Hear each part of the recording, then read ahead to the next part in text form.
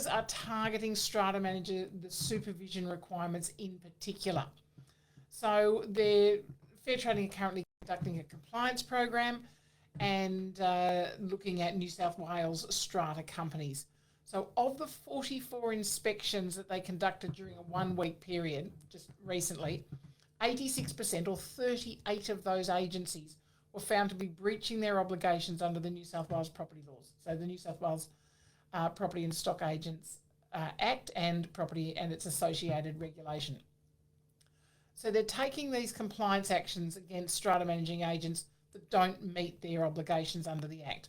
Inspectors provided the non-compliant agents and agencies with educational information, so some information about what they should be doing. They gave them some education and warning letters, and gave them warnings about how to do it better. And in some instances, they actually issued penalty notices. And in that 1 week, their penalty notices totaled $16,500. So, in the scheme of the world and the scheme of property, probably not a huge amount, but nothing. You work hard for your money. You don't need to be paying it up because you're non-compliant. Much better just to be compliant in the first place. So if you're a strata manager and you operate a strata management agency, you do need to have supervision guidelines for your agency. Now, we get this question, and I guess if you average it out, it would be daily. We get the question about, but I'm in strata, the supervision guidelines don't relate to me, or they don't relate to my business. And look, some of them don't. But you still have to have, as a strata agency, you still have to have supervision guidelines. Now, the 10 main requirements in the supervision guidelines, and I've got a list of them here. The role of the licensee in charge fits for strata. Preparation of operational procedures fits for strata. So you list, your operational procedures.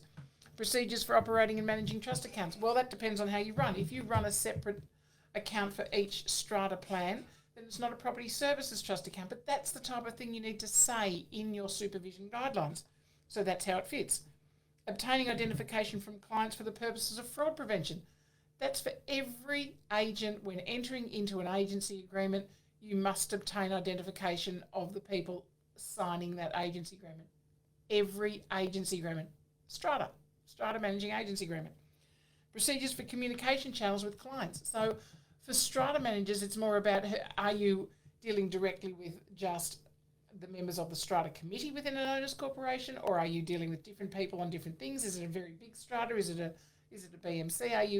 Are you dealing with different people from different stratas or about different things? There might be smaller subcommittees if it is a very big strata. Okay, then we have the accurate representation in relation to selling price of property. Doesn't fit strata. Put the heading. Not relevant. We only run strata. Procedures for the management of customer complaints. This is important. This is super important. I was going to make this a separate topic in today's Facebook Live chat, but really as we're talking about it here in terms of supervision guidelines, and this is for all agents, not just strata. Let's go off onto the wider side here. And if you've got proper procedures about what is your complaints policy, how do you deal with complaints?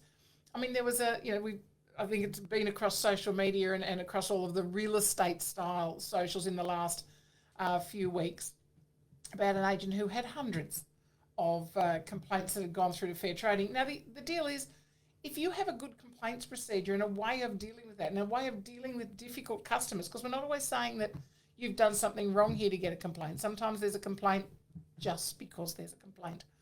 So if you have a way of dealing with difficult customers well, then it might not get to that point where there are almost 200 complaints going off to Fair Trading about your agency.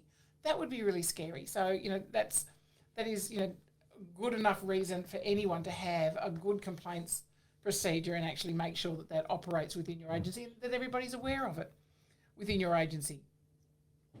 The 8th requirement under the supervision guidelines is the appropriate supervision of employees. Now that's about making sure that everybody's got their license or their certificate. It hasn't lapsed. It is current. It is at the right address. Just because somebody has moved from another agency to your agency, or if you have moved from another agency to the agency where you work now, you need to let Fair Trading know. Your license or your certificate needs to be under the supervision of the licensee in charge of that agency. you need to have done your CPD. Remember, assistant agents, 3 units towards your licence qualification. Class 2 agents, 6 hours, compulsory and elective. Class 1, 9 hours. So same deal. But the extra one here is if you hold a real estate licence and a strata licence, you need to complete your compulsory training in both areas.